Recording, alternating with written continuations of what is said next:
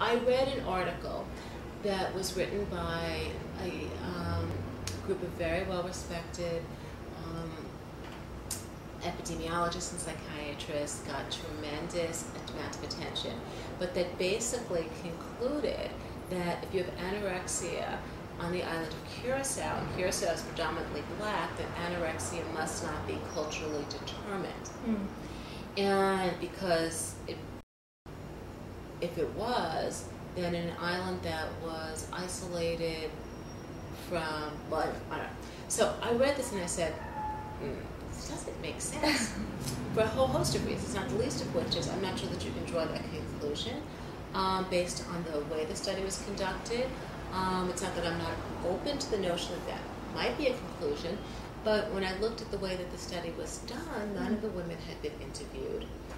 It was very unclear how, in fact, some of the attributions of anorexia were established and what was the story that these women had to tell. So I wrote a letter questioning the results to the authors. And to their credit, they said, okay, Big Mouth, why don't you come to Curacao on our next visit and you can do the interviews and you can poke around and we'll open everything up to you what you find. Wow.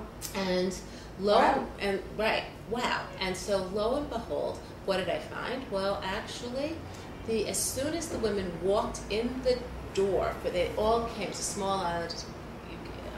This study had gotten lots of attention, and so they literally all came in, and if a picture speaks 1,000 words, it was there in the moment, which was not one of the women that walked through that door looked anything like the typical woman on Curacao.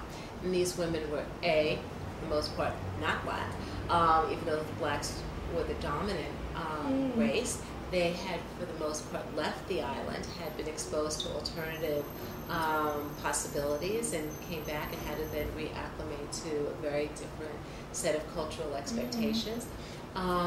They were better educated.